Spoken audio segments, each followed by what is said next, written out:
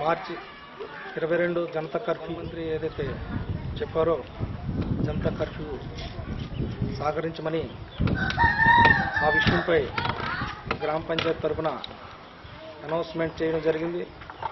అలాగే ప్రతి గ్రామంలో దండూరు వేయడం కూడా జరిగింది. ఈ విషయంలో సోషల్ నెట్వర్క్లో కూడా ప్రతి ఒక్కరు కూడా చూసి ఈ కర్ఫ్యూ విషయంలో బాగానే సహకరిస్తున్నారు. జనాలు కూడా భయభ్రాంతులతో ఇళ్లపైన ఎక్కువ టైం కొనసాగిస్తున్నారు. మరి ఈ గ్రామం నుంచి ఇతర గ్రామాలకి వెళ్ళడం కూడా బాగానే తగ్గించారు.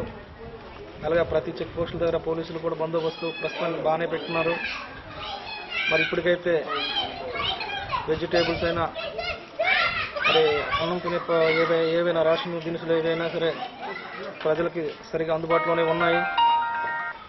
మరి ఈ రోజు వరకు కూడా ఎటువంటి ఆ భగవంతుడి దయ వల్ల ఎటువంటి కేసులు మా పంచాయతీ వైపు కానీ ఎటు ప్రాబ్లం అయితే ఇప్పుడు ప్రజెంట్ అయితే లేదు. అలాగే ఏమి రాకూడదని భగవంతుని కూడా అందరి తరఫున ప్రార్థిస్తున్నాను.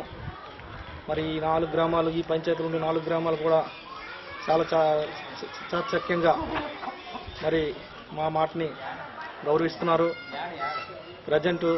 మరి ఇంకోటి ఎక్స్ట్రా కావడం ఏమిటంటే ప్రతి బోర్డర్ ఏరియాలో అది ఆంధ్ర ఒరిస్సా బోర్డర్లో ఉన్నాం కాబట్టి ఆంధ్ర వైపు నుండి కొంతమంది జనాలు మా ఒరిస్సా వైపు రావడం జరుగుతుంది. వాళ్ళకి మేము గొడవ పడడం జరుగుతుంది. అదే అఫీషియల్గా పోలీసులు లేకపోతే గవర్నమెంట్ బందోబస్తు ఏదైనా పెడితే ఇంకా కొంత సేఫ్టీ మాకు అవుతుందని నేను గ్రామ పంచాయతీ తరఫున కోరుకుంటున్నాను. ఇక ఎంతవరకు ఇది కర్ఫ్యూ 3 వారాల పాటు కొనసాగిస్తున్నాము. అలాగే సక్సెస్ఫుల్గా కొనసాగిస్తాం. మనల్ని మనం రక్షించుకుందాం అనే భావన ప్రతి ఒక్కరిలో అవగాహన. ఇప్పుడు మన కొన్ని గవర్నమెంట్ పోస్ట్ ఏమో ఇది అంగన్వాడీ అయినా ఏఎన్ఎంస్ అయినా ప్రతి ఒక్కరు కూడా ప్రజల్లోకి వెళ్ళి చెప్పడం జరుగుతుంది. వాళ్ళు కూడా దానికి మంచిగానే రిసీవ్ చేసుకుంటున్నారు. ఇన్ని విషయాలు మన వంతు ప్రజలకి ఎంత తెలియజేయడానికి ఉందో అంతవరకు మేము చెప్తూనే ఉన్నాము. ముఖ్యంగా ఏంటంటే మాకు ప్రతి బోర్డర్ ఏరియాలో ఒక్కొక్క కానిస్టేబుల్కైనా పెడితే మాకు ఇంకొద్దిగా సహకారం అవుతుందని గవర్నమెంట్కి కోరుకుంటున్నాము.